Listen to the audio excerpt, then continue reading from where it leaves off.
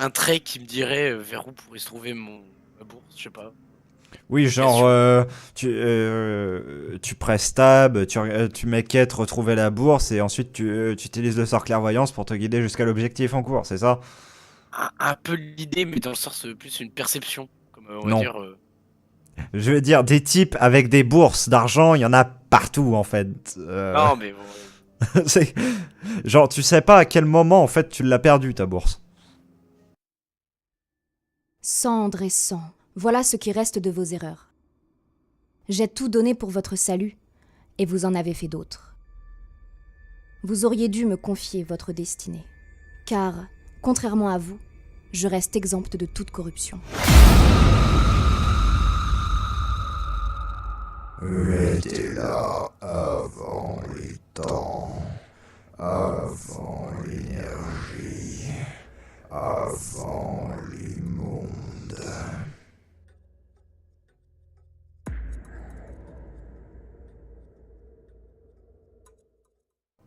Linar, suite à l'altercation qu'il y a eu lieu, tu as préféré sortir, prendre un peu de temps pour penser, prendre un peu de temps pour réfléchir, et retrouver l'air frais que bien ça fait un petit bout de temps quand même que tu as quitté en traversant ce portail.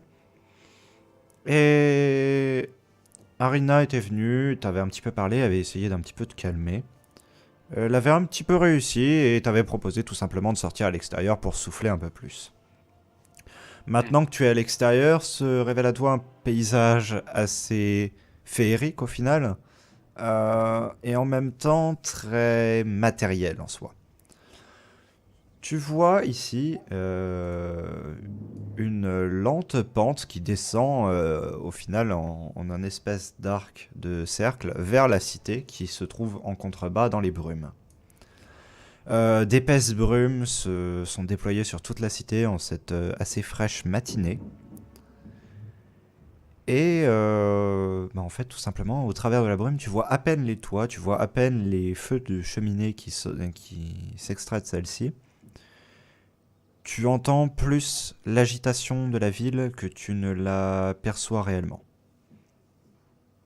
Alors tu restes un petit peu au bord à regarder dans cet endroit humide, mais tout de même au-dessus des nuages. Arina se tient légèrement en retrait, s'appuyant sur son bâton. Hmm. Quelles sont les premières choses que tu dis ou fais après être sorti de cet endroit? Bah, en étant un peu accroupi, tu sais, par terre, reposé, tu vois, un peu, ça fait du bien. Je me retourne un peu vers Arina, il fait, mais je t'ai vu avec. Quel type de magie tu utilises? Parce que quand tu as détruit cette mage, ça me semblait un peu bizarre comme magie. Pour savoir, qu'est-ce que tu utilises? Une espèce de dérivé du feu. Euh, ouais, bah, tu as été où? Dans quelle école? Tu as été à la capitale? Pas exactement en fait. J'ai été pas vraiment dans une école, j'ai plus été dans la bibliothèque. C'est là qu'on m'a appris les bases de ma magie. C'est dans les Ensuite, livres qu'on j'ai retrouve le savoir. beaucoup pratiqué seul. Ah, tu as Effectivement. raison. C'est ce que je fais aussi. Bon, j'ai beaucoup appris dans dans l'école qui se trouve à la capitale. Est-ce qu'elle porte un nom? C'est l'école de magie générale, donc elle a pas vraiment de nom Et voilà, élevé défini. par des amis de ma mère dans cette école. Fait que j'ai appris à maîtriser cette magie. Et j'ai appris le reste par moi-même. Et j'apprends encore. On apprend tout au long de la vie, dit-on. Oui, c'est comme ça qu'on devient les mages les plus puissants. Bon, Jamais trop moi aussi. rechercher la puissance. Directement, c'est ce que je cherche pour protéger les autres. C'est louable, mais faut toujours faire gaffe à pas aller trop loin. Enfin, c'est mon avis. La barrière est très fine. Entre puissance et protéger. Enfin, la barrière entre le mal et le bien est toujours très fine. Au-delà de Derrière des. ça, Et si je puis me permettre, vous l'avez vu, Linar. Si jamais un jour, on n'arrive pas à se contrôler, qu'on est surpassé par les émotions, on risque très gros pour ceux qu'on veut protéger en tant que tels. C'est vrai. C'est loin d'être un reproche. Moi-même, ça m'arrive d'avoir des moments où je sens que mes émotions vont plus loin que ma pensée, mais Non, mais je ne suis pas habituellement comme ça. C'est vrai que la vérité sur ce qu'on m'a dit par rapport à mon père m'a pas du tout plu. Et bon, après, je ne sais pas pourquoi j'ai vraiment réagi comme ça. Est-ce que c'était par instinct? Est-ce que c'était... Non, ça devait être par instinct. ce qui compte, en tout cas, c'est que vous nous ayez pas tous incinérés et Oui. qu'on soit encore en vie. C'est déjà un Ça, point positif. faudra remercier le père Kizak pour ça. Vraiment que je l'apprécie beaucoup. Ouais, Rina, si tu veux, je peux te proposer de descendre plus bas dans la ville, descendre un peu en dessous de cette brume pour voir si... descendre un peu le chemin, marcher un peu. Profitons de cette belle matinée. Ouais, après tout, faire un petit peu de promenade n'est jamais mauvais. Ça fait longtemps que j'ai pas marché, que je me suis pas promené. Ça fait 13 ans, à vrai dire.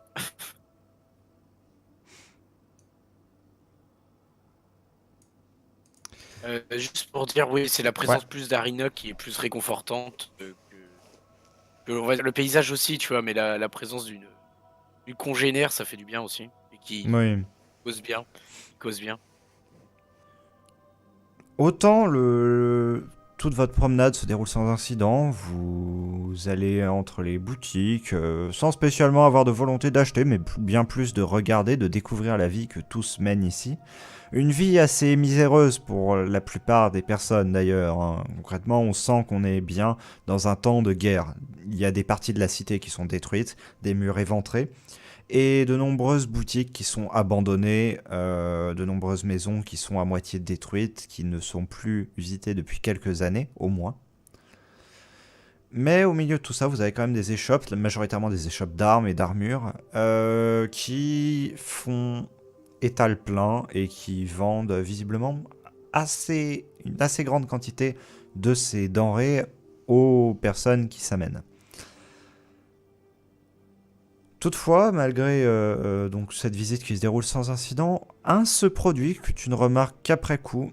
Ta bourse t'a été volée. Bah, je tâte, je fais putain, merde. Enfin, putain. Fichtre, ma bourse. Et du Arina coup, je cherche tourne un la tête, peu, je cherche. tâte sa poche aussi et voit que sa bourse également a disparu. On peut essayer de la chercher, hein. Est-ce que je n'aurais pas une sorte je sais pas, d'une magie qui pourrait faire genre pas un Lars, mais euh, Du tout. C'est pas d'un seul coup, tu sens une main dans ton dos et on te l'a enlevé. Non, c'est au bout d'un certain temps. Alors, mettons, t'arrives devant une échoppe, tu trouves quelque chose qui t'intéresse un petit peu, tu veux l'acheter, tu t'aperçois que t'as plus d'argent. bah, du coup sur ça, je me dis bon bah, puis c'est pas grave, l'argent c'est pas grave, j'en aurai d'autres. Et par contre, le grimoire, je décide autre chose, je le mets dans ma veste et pas en évidence. Ouais, Je le mets dans mon sage décision. par méfiance, sachant qu'on peut se faire voler, il me dit perdre un artefact comme ça. Je lui dis aussi à Arena, fais gaffe si t'as vraiment des choses de valeur. Mange-les plus précieusement, parce que Hmm. peut-être de les perdre ici. On te fait juste un petit sourire un petit peu désabusé. C'est la guerre. Et avec son cortège de pauvres, de miséreux. Ton argent et notre argent plutôt servira à plus à nous. Ils nous l'ont volé, c'est qu'ils en ont plus besoin. Ou pas forcément, mais en tout cas, ils l'ont maintenant. On va pas passer la journée à essayer de rechercher un argent dont on va pas avoir spécialement besoin, je pense, avant un bout de temps.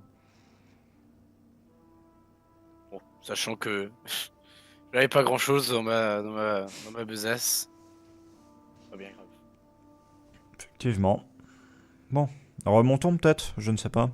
Ça fait peut-être 2 déciles qu'on déambule dans les cités, dans la cité.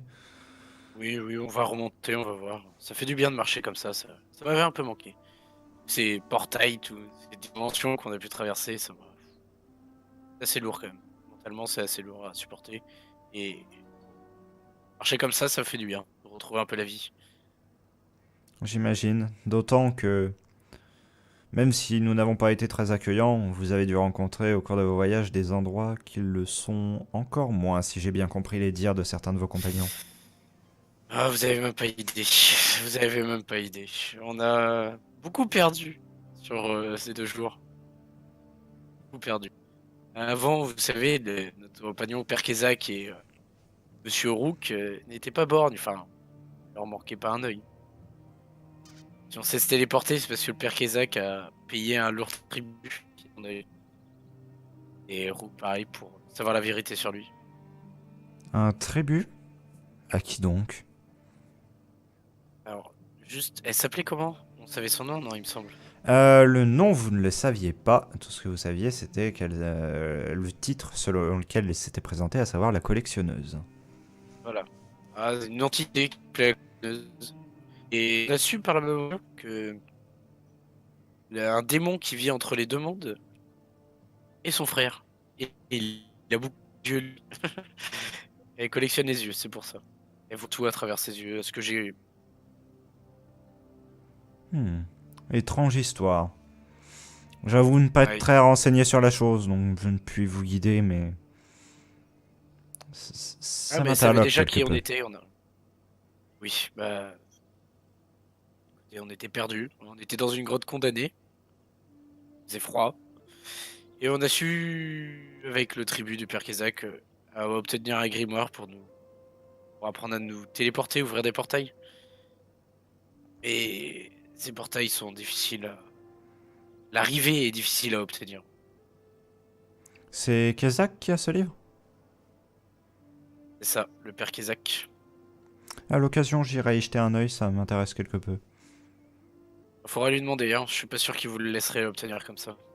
Pas l'obtenir, juste le consulter. Je me pose des questions sur la nature d'un tel objet.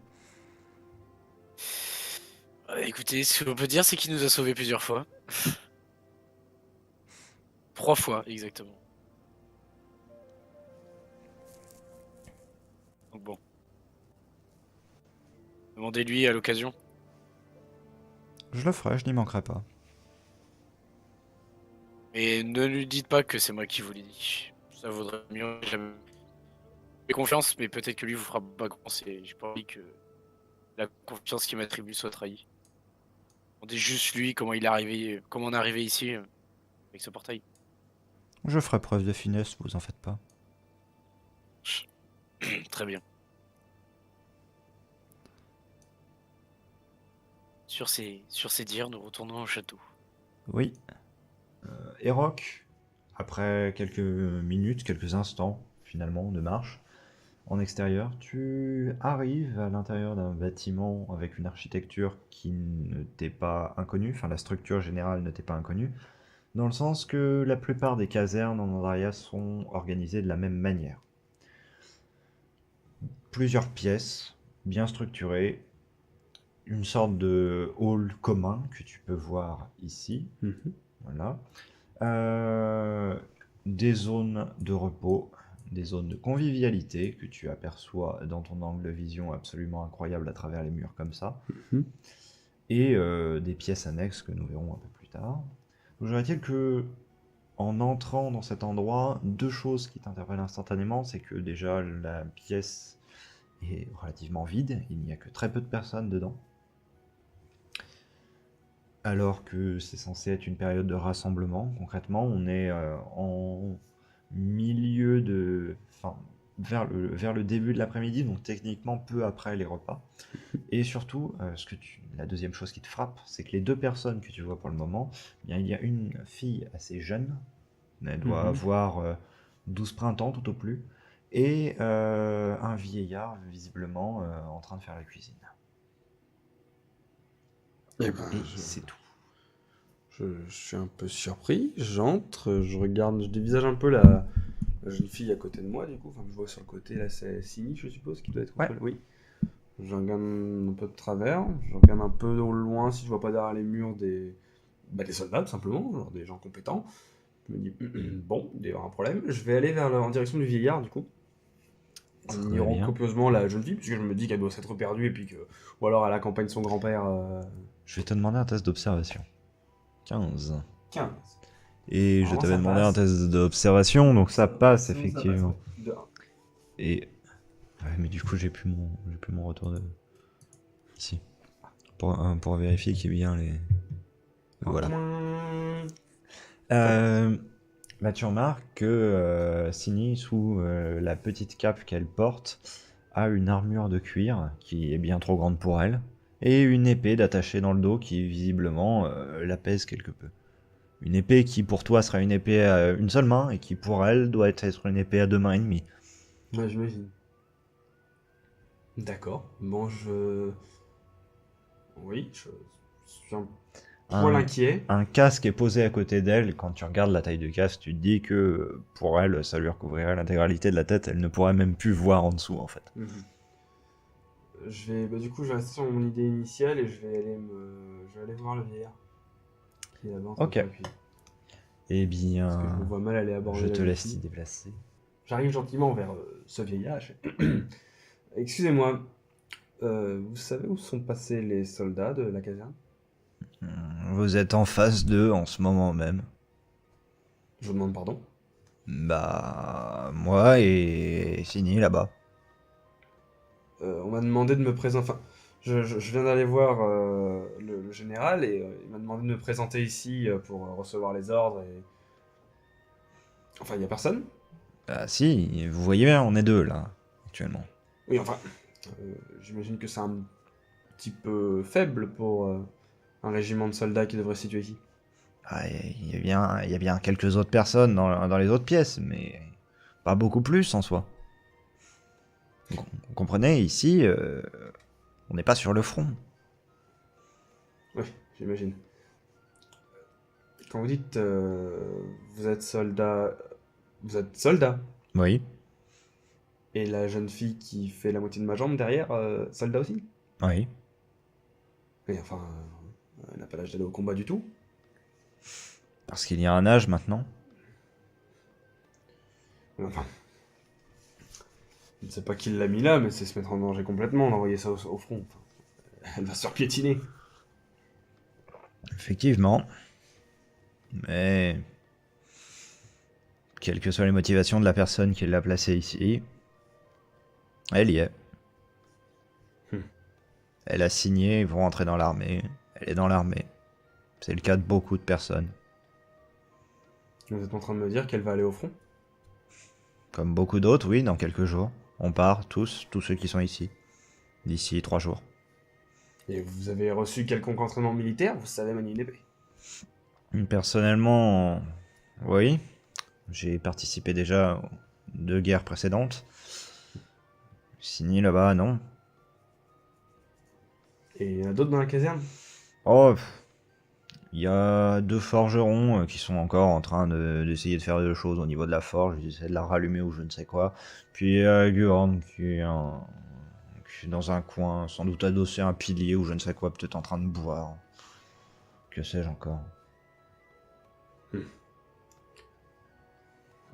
Je suis un peu... Je m'attendais pas vraiment à trouver ça en venant ici.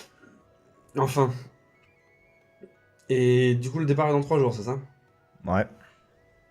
D'accord. Et qui gère cet endroit?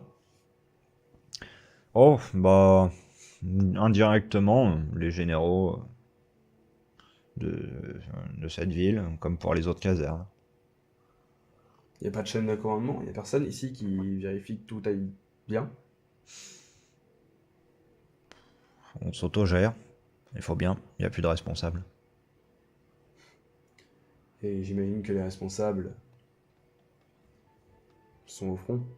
Ouais. Bon. Je suppose que si vous devez être envoyé au front, autant faire en sorte que les gens aussi savent se battre. Vous avez tenté d'entraîner un peu les gens qui sont autour de vous? On fait plusieurs heures d'entraînement par jour, ouais. Hmm. On en a fait un tout à l'heure. C'était pas très concluant. Et la petite, elle a participé? Elle arrive à peine à lever son épée. Vous n'aurez pas moyen de lui forger quelque chose de beaucoup moins... C'est ce que justement, c'est les deux là, les deux qui disaient être forgerons sont en train de faire. Ils espèrent pouvoir lui forger un truc avant qu'on ait à partir. Donc lui aiguiser son épée serait déjà bien meilleur. Elle doit avoir une lame beaucoup trop lourde pour elle. Bon. Je vais aller voir un peu ces forgerons s'ils arrivent à quelque chose. Où est-ce qu'ils sont? Oh, vous allez au bout, il y a un couloir, vous rentrez dans le couloir, vous pouvez pas les louper. Ils Ok. font tellement de bruit.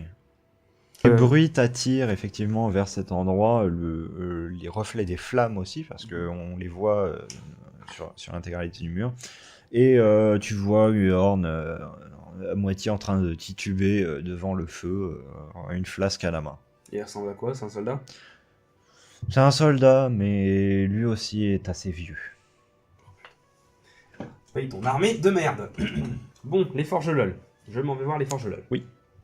Deux personnes, visiblement en train de discuter de la vraie manière pour forger une épée, sont en train de débattre de manière assez agitée devant une sorte de foyer qui a été remis visiblement en état et un ensemble d'enclumes qui, pour certaines, sont sous la poussière depuis longtemps.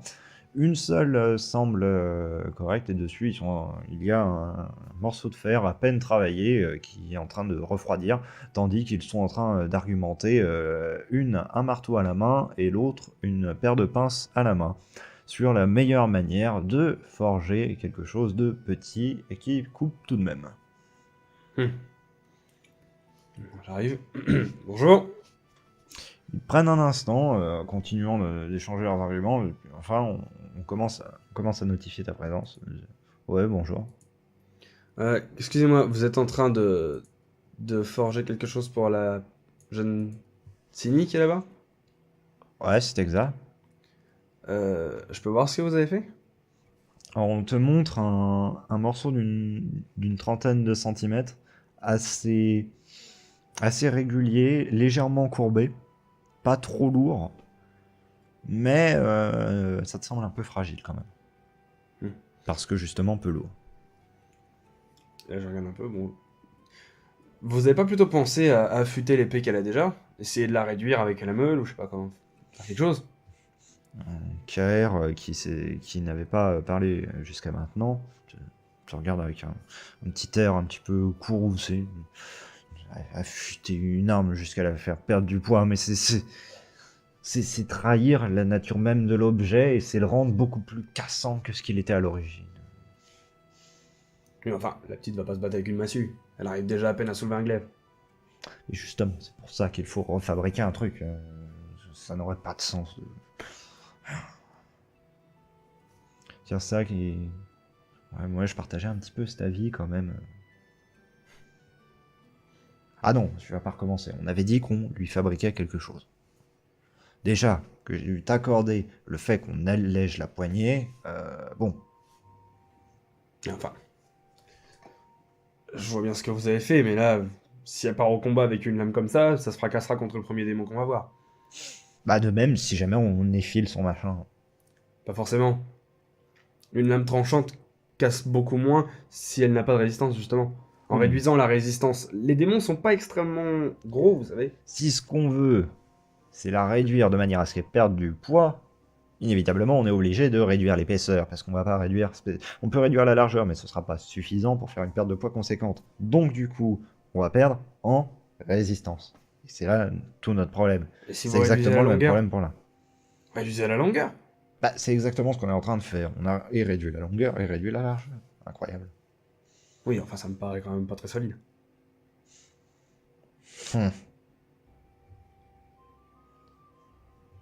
Et là, du coup, bah, je regarde, je peux la saisir ou elle est encore trop chaude? Ouais, tu peux. Du coup, je vais la saisir, la sauposer un peu, parce que bon, je pense pas que ça doit être la première épée que je vois. Et je vais voir un peu si ça pourrait convenir niveau maniement, si elle a un minimum d'équilibre. C'est équilibré, ça conviendrait niveau maniement, seulement ce serait suffisamment solide si c'était en métal rare. J'imagine que ça pousse pas sur les arbres. Ça.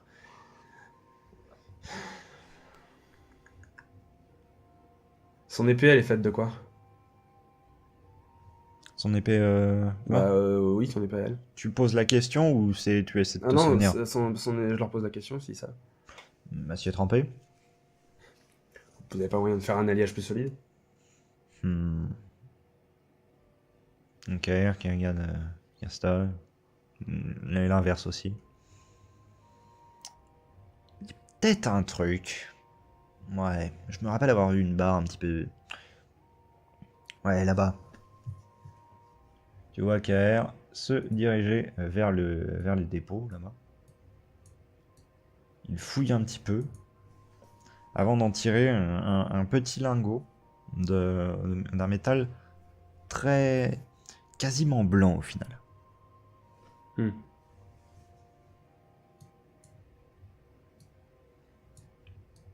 Il l'amène.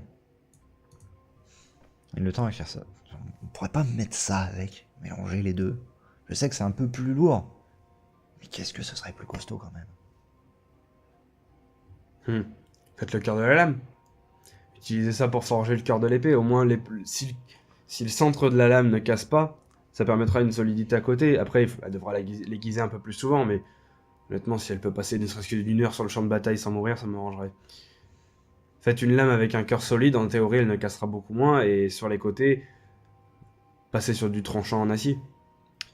Je pense que faire un alliage entre les deux, en fait, la diminution de taille vraiment qu'on va pouvoir faire, associée à l'alliage des deux, ça va quand même être suffisamment résistant. Parce que si on fait juste un cœur, le contour pourrait se briser. Et en plus, faire un cœur plus un enrobage autour signifierait en fait rajouter une plaque de métal autour, donc quelque chose qui pourrait se disjoindre. Tandis que là on pourrait faire quelque chose. Et il vous faudrait combien de chaleur pour ça? Le feu ici suffirait. Qu'est-ce qui vous manque? Un peu de temps. Alors, mettons une demi-journée. Ben, mettez-vous au boulot. Entendu. Si on part que dans 3 jours, enfin... Je vais aller faire en sorte que la gamine puisse manier à peu près quelque chose, mais... Tu le vois disposer des barres au-dessus, enfin une sorte de grille au final au-dessus du feu. Et poser le lingot dessus. Ce qui te semble un peu étrange quand même. Au début. Qu'est-ce qu'ils veulent faire fondre comment là? Là, je me dis, mais... vous êtes sûr de ce que vous faites, là? J'ai pas l'impression que ça va fondre quoi que ce soit. Totalement. C'est pas le but recherché. Pour le moment, ce métal, je sais pas si vous l'avez déjà vu dans votre vie, il y a une raison, enfin, une manière bien spécifique. C'est pour ça que je disais qu'on a besoin d'une demi-journée, pas seulement d'un ou deux déciles. Il faut tout d'abord le faire chauffer, au début lentement, puis ensuite le faire chauffer très fortement, donc on va abaisser la grille lentement, pour ensuite l'incorporer dans notre alliage. Parce que sinon, en fait, on va avoir un métal qui en sortie va être cassant. Et vous savez travailler ça? Je l'ai appris auprès de mon ancien maître, ouais. J'imagine que ça doit pas être le genre de métal qu'on voit tous les jours. En vérité, il est assez courant dans le sud, mais effectivement, dans le nord, il n'y en a pas tant que ça. C'est pour ça que j'étais étonné l'autre jour quand j'en avais trouvé un lingot entier dans ce tonneau. Vous semblez vous y connaître un peu en métaux un peu différents. Ouais, j'ai une petite formation, on va dire. Vous saurez me dire ce que c'est? Et là, du coup, je sors une de mes épées et je lui montre. Ok. Il essaie de l'attraper, il tente de la prendre en main, elle tombe un petit peu au sol. Je lui dis, faites gaffe, ça coupe. Je me doute, quand je vois le tranchant. Il l'examine d'un œil d'expert et Kirstal le rejoint dans son examination. Au bout... Ah, du coup, tu vas les voir, hein, les fameux. Ah, les fameux! Bon, voilà. Double 15. Le double 15. Au bout d'un certain temps, je ne saurais pas dire avec certitude, mais je peux vous dire au moins des choses que ça n'est pas. Ce n'est pas un métal conventionnel ou quoi que ce soit, ce n'est pas un alliage non plus. Une chose qui me perturbe un petit peu aussi, c'est que ce n'est pas non plus un métal rare. Ça ne fait pas partie des métaux rares qu'on peut exploiter. Ah oui? Oui. Il y a des métaux rares qu'on ne peut pas exploiter? Pas à ma connaissance. Ça pourrait être quoi alors? De la pierre? Je sais pas quoi, on peut forger des épées, mais... Je vois plus une sorte d'alliage entre des gemmes et un métal rare en particulier. Mais si c'était le cas, on verrait comme une espèce de poudre à l'intérieur. Or pourtant, c'est globalement homogène. Et... Ou alors, sinon, là c'est Kinsta qui répond, peut-être qu'on a incorporé un pigment à du métal rare, parce que concrètement, ça pourrait être du métal rare, et que ce soit juste à but décoratif, cette couleur. Après, ça m'étonnerait, parce que elle tape de l'ongle. Si c'était bien le métal auquel je pensais, il n'aurait pas exactement ce tintement à l'ongle. Étrange. Au moins, on voit que vous n'avez pas l'air complètement incompétent. Oui, ce qui me... En fait, ce qui me pose question surtout, c'est... Essayer de la manier. Vous comprendrez vite. Alors, Kaer, qui a déjà essayé la passe à Kirsta, elle n'y arrive pas non plus. Elle te semble y arriver pendant un court instant, mais non. Et là, je sors la deuxième, du coup, et je fais, comprenez bien que ces épées, j'ai jamais vu personne d'autre que moi capable de faire ça. Et je commence à mouliner dans l'air, genre, je découpe, je fais ce que je veux, quoi. Ouais. Elle essaie un petit peu d'imiter 2-3 mouvements et l'épée tombe au sol en claquant contre la roche. Enfin, ouais, effectivement. Personne, vous dites? Écoutez, j'ai jamais vu quelqu'un réussir. Alors, je sais que je suis un peu différent, et je sais pas si c'est le fait que je dépasse la plupart des gens d'une tête qui fait ça, mais... Enfin... Vous imaginez que je suis un peu surpris d'avoir absolument personne qui saurait manier l'épée. Oui, surtout qu'elles ne sont pas particulièrement lourdes en soi. Je veux dire, Non. ça reste...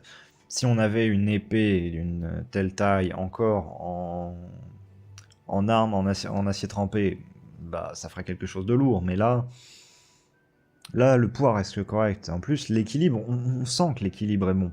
Que le point, en gros, elle le prend, elle met le plat de sa main comme ça, et elle fait reposer l'épée comme ça. C'est à 2 pouces de... Pardon, c'est à 3 pouces De la garde. de la garde. Le point d'équilibre est bon en soi. Oui, et en plus, elles ont une force de frappe assez lourde pour détruire la plupart des choses sur leur chemin. Et là, je prends ne serait-ce qu'un bout de bois ou un truc qui traîne, je frappe un grand coup, je l'entaille correctement. Oui. Vous voyez, elles sont légères, mais en même temps, elles ont une frappe assez lourde. Et je sais pas. J'imagine que vous n'avez pas beaucoup d'entretien à apporter à de telles armes. C'est à peine si je les aiguise, elles ne s'émoussent pas. Ouais. Et pourtant, je tranche dans la mêlée. Typiquement, c'est le genre de caractéristiques qu'on retrouve sur les armes en métaux rares. Mais comme je vous dis, la couleur et le tincement de vos armes ne m'évoquent pas du métal rare. Bon, bah, écoutez, je vous remercie de ces précisions. Ça fait bien longtemps que j'essaie de savoir à peu près ce que c'est. La plupart des gens me disent que c'est des épées, oui, en métal inconnu, métal rare, des choses qu'on voit pas souvent, mais c'est bien rare qu'on soit capable de me dire à peu près précisément ce que c'est. Enfin bon. Si je puis vous conseiller tout de même une piste de recherche, ce serait plus d'aller voir un mage qu'un réel artisan. Vous pensez que les lames pourraient être, n'est-ce pas, enchantées? Enchanté, non, mais que le métal ou quoi que ce soit qui est servi dans leur composition soit plus connu par un mage que par un artisan comme moi ou comme Kirsta. Bon, après, je vous avouerai que je suis pas très copain avec les mages, mais si j'en croise un qui me semble un minimum familier, j'essaierai de lui poser la question. En tout cas, je vous remercie. Je vais aller voir si je peux éviter à cette gamine de mourir en moins de 5 secondes sur le champ de bataille. Du coup, d'ailleurs, je me demandais, mais est-ce que je fais un peu peur aux gens ou pas du tout? Ça va, ils ont pas trop peur en me voyant. Parce que ça doit être rare un bonhomme aussi grand. Mais... Egan avait eu un mouvement de recul. Mhm. Et comme il était en plein milieu de la cité, pour lui, il se disait, bon, si on l'a laissé rentrer quand même, voilà. Et les deux forgerons n'ont pas eu spécialement de réaction. Mais tu te dis que au vu des connaissances qu'ils avaient, ils ont dû voir passer des choses. Hmm. Pour avoir eu une formation sur les métaux rares, pour avoir Ouais. eu ce genre de choses, bon. Il doit pas être le premier bonhomme qui arrive. Et d'ailleurs, une question, un truc que j'observe bien du coin de l'œil, est-ce que la gamine elle me regarde ou pas? Oui. Genre comment est-ce qu'elle est... Est-ce qu'elle est genre terrifiée? Plutôt extrêmement interrogative. Tu vois vraiment un regard très interrogatif. Pas curieux, mais vraiment. Qu'est-ce qu'il fait là, lui? Bon, du coup, je vais me poser. Y a pas des chaises au milieu de la pièce principale? Non. Non, je vois pas. Je vais me mettre à peu près au milieu de la pièce là. Je vais regarder la jeune fille du coin de l'œil. Genre ici, derrière. Ouais. Je vais sortir mes épées. Je vais commencer à les frotter vite fait. Puis je vais commencer à les faire tourner, à faire genre. Je fais quelques moulinets, des machins comme ça. Tout en la surveillant un peu, voir ce qu'elle fait. Et regarde, je vais te demander un test d'observation pour voir si tu arrives à déchiffrer son expression. Allons-y. Donc, J'ai 16. J'ai 16. Ça devrait passer. S'il te plaît, passe. Pouh, ça passe tellement juste. La réussite à la frame, hein, vraiment. C'est à 16. Cette expression, tu la définirais comme du découragement. La cause, tu dirais peut-être que celle que toi tu arrives, justement. C'est ce que je me dis. Eh, petite. Approche.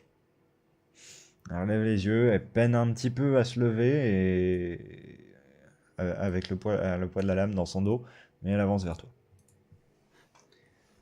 Là, je vais. Bon, je suppose que je la dépasse de combien à peu près? Elle fait combien, je fais combien? Est-ce qu'on a genre 80 cm de différence? Ouais, À peu près. Si elle fait 1m20, je fais 2m5. Ouais, Voilà, donc on est bon, globalement à ça. je vais dire, bon. Je vais attraper l'épée derrière son dos, puis la soulever du bout de la main, comme ça, genre, Ouais. non. Et là, je vais te débarrasser de ça. Je vais essayer de lui tendre une de mes épées. Je vais lui dire, bon, fais comme moi. Est-ce qu'elle la prend comment? C'est trop lourd pour elle ou c'est comment? Ça va être peut-être un peu plus léger d'ailleurs. Je sais pas si c'est plus léger qu'une épée normale. Ouais. Bon, comment elle la prend?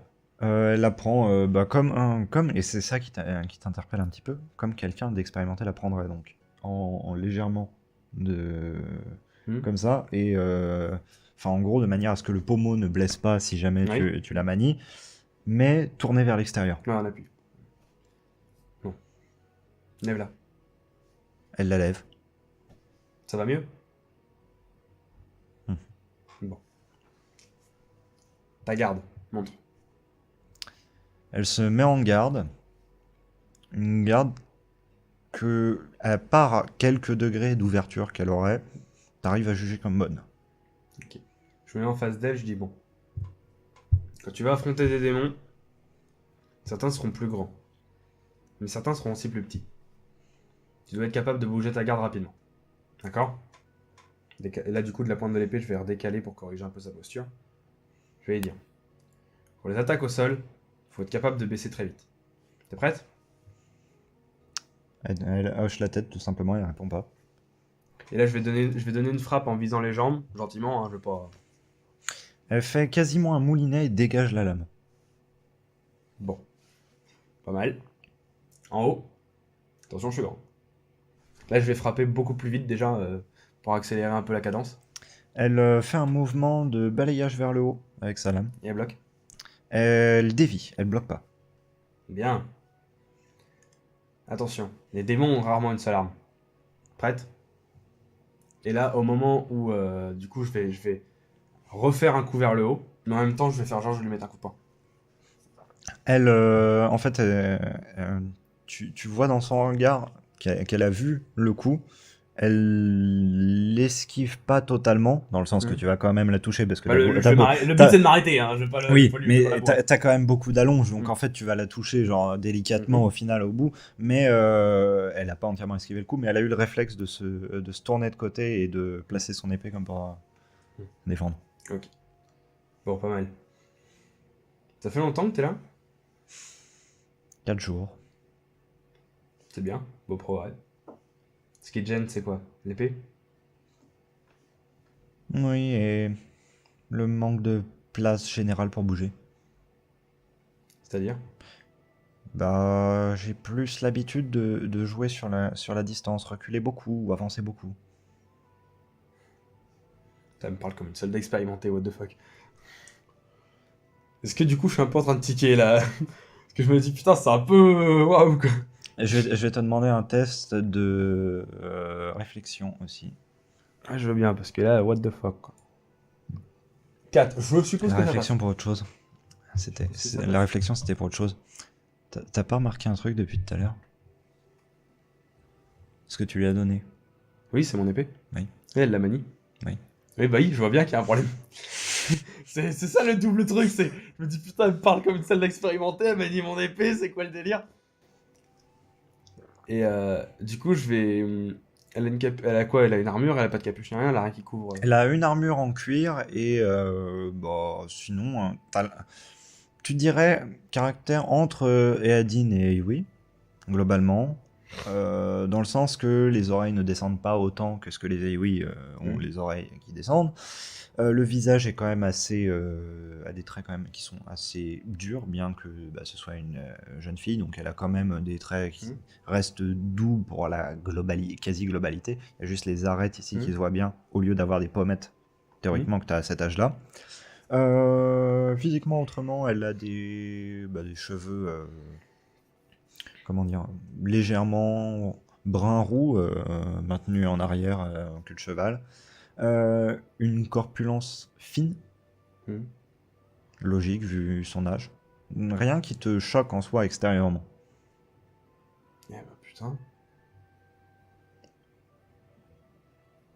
Du coup, bah je vais continuer quelques moulinets avec elle.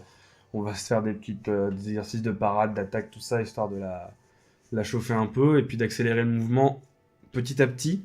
Au plus, avoir un peu la mettre en difficulté sur je dirais les mouvements de l'âme un peu complexes, voir si à un moment elle la lâche, si elle perd la garde, si elle a du mal à la tenir, justement la mettre petit à petit en difficulté. Et en même temps, mon but c'est de regarder un peu dans son regard, sur ses bras, tout ça, si elle a pas des marques, des trucs qui feraient que elle pourrait être née quelque part, quelque chose qui pourrait me donner un indice. Alors, des marques tu en vois, mais pas similaires à celles que tu as du tout. Par contre, les petites choses que tu remarques, c'est pas. Elle devient rapidement difficulté pour maintenir le rythme, mais pas en termes de maniement de l'arme en tant que telle, mais plus en termes de fatigue. Elle va s'épuiser à force. Elle n'est pas rodée, habituée à enchaîner beaucoup d'exercices rapidement et de manière intense. Mais sinon, en soi, l'arme, elle arrive à la maintenir.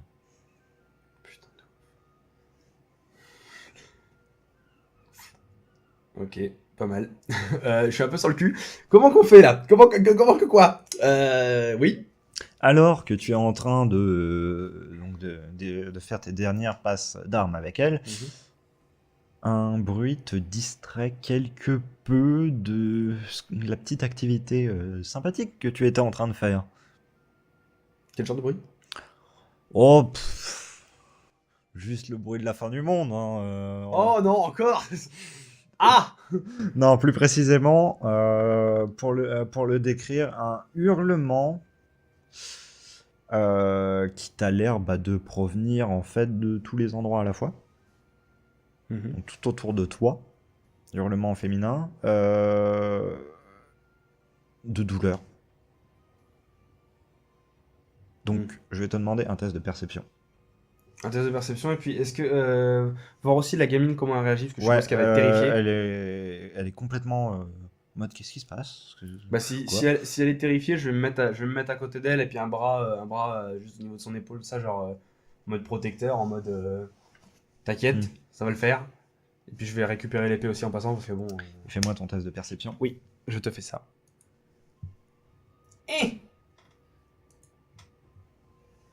Perception. C'est où c'est que ça? Y'a pas? Dans ce cas-là, observation. Ça passe. Ok. C'était la journée des tests à 16. Profites-en. C'est ça. Du coup, ce que tu arrives à déterminer, malgré le fait que le bruit te semble être omniprésent, il a quand même une direction. Et c'est la direction que tu as laissée quelques instants plus tôt. Le palais du conseil. Et merde, j'aurais jamais dû laisser ces matchs sans surveillance. Bon, bah écoute, c'est très très bien. Tu repose-toi, hein, repose-toi bien, et j'espère te revoir d'ici rapidement. Le départ est dans 3 jours, alors t'as intérêt à être en forme. Les gars de la forge vont te faire une nouvelle épée. Celle-là te plaisait bien, hein? Elle était assez grande et je pouvais la manier. Bon, je garantis pas que t'aies une épée comme ça ou aussi grande, peut-être quelque chose de plus court, mais normalement il devrait réussir à faire quelque chose d'assez léger pour que tu puisses la manier. Tu la vois assez enthousiaste. Et dis-moi, Oui, tu viens de la ville ou... je sais pas. Comment ça, tu sais pas? Ben, un marchand m'a amené ici il y a peu et il m'a dit que je... il m'avait trouvé sur un bord de route. Je suis venu ici par une caravane et j'ai demandé comment est-ce que je pouvais être utile.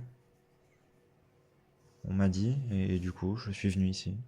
Pourquoi? Vous connaissez quelqu'un ça vous dit quelque chose?